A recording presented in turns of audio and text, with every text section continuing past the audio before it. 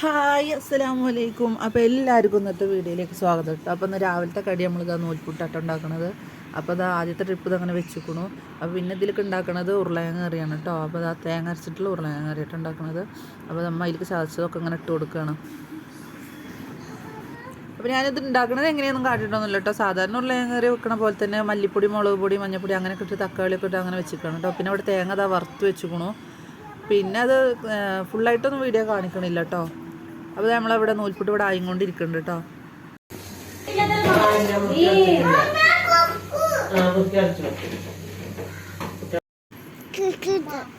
അപ്പോൾ നമ്മൾ ഇതായിട്ടൊരു ചട്നി ഇറക്കണുണ്ട്. എനിക്ക് നൂൽപുട്ടിലേക്ക് ചട്നി ഇഷ്ടം കേട്ടോ. എൻ്റെ പോലെ ചട്നി നൂൽപുട്ട് ഇഷ്ടമുള്ളവർ ആരൊക്കെ വെച്ച് കമൻറ്റ് ചെയ്യും കേട്ടോ. അപ്പം അമ്മ അവിടെ ഉരുളക്കിഴങ്ങ് കറി വെക്കണുണ്ട്, എന്നാലും എനിക്ക് ചട്നി ഇഷ്ടമാണ്. അപ്പോൾ കുറച്ച് ചട്നി ഇറക്കാൻ പറഞ്ഞിട്ട് അങ്ങനെ തേങ്ങ ചിരകി വെച്ച് കേട്ടോ. അതാ നമ്മൾ ചട്നി ഇവിടെ അയക്കണു. അങ്ങനെ നമ്മൾ കറി ഇതവിടെ ഒരുവിധം ആയിക്കൊണ്ടിരിക്കുന്നു കേട്ടോ. ഇനിയിപ്പോൾ ഇതാ ഉരുളക്കിഴങ്ങ് നല്ലോണം വെന്തുക്കണു. ഇനി ഇതിലേക്ക് നമുക്ക് തേങ്ങ അരച്ച് വെച്ചുക്കണു കേട്ടോ. തേങ്ങ നല്ല വറുത്ത് വെച്ച തേങ്ങയാണ്, അത് എന്നിട്ട് അരച്ചുക്കണു. ഇനി നമുക്ക് തേങ്ങ ഇതിലേക്ക് ഒഴിച്ചു കൊടുക്കാം കേട്ടോ.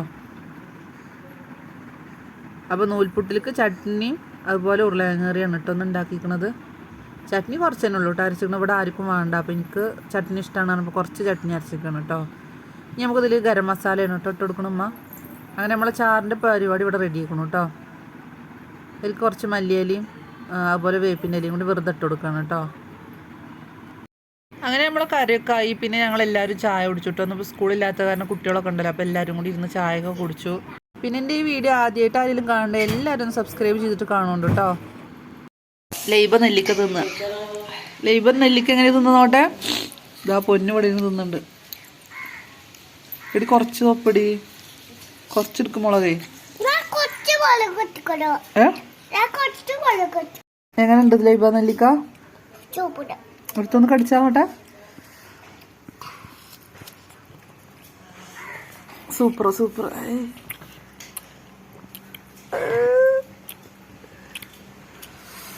അതിലോപ്പിക്കോ.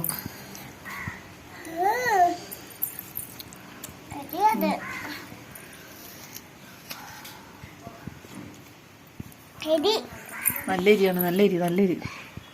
കടി കറി പൊട്ട്.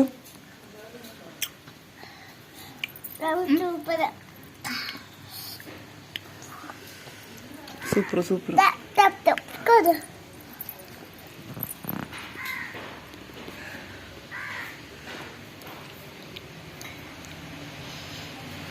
ഞാൻ തിന്നോട്ടെ കടിക.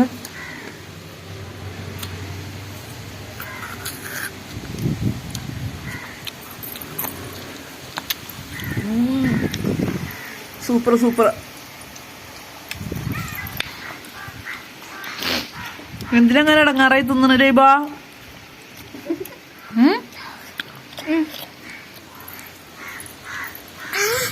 അജോ അജോ അതോ എന്തത് നെല്ലിക്ക തിന്നിട്ടോ?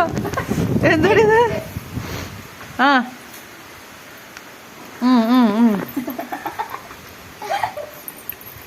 നെല്ലിക്ക തിന്ന അങ്ങനെ ഉണ്ടാവോ? നെല്ലിക്ക തിന്ന അങ്ങനെ ഉണ്ടാവോ ചോദിച്ചോ? നെല്ലിക്ക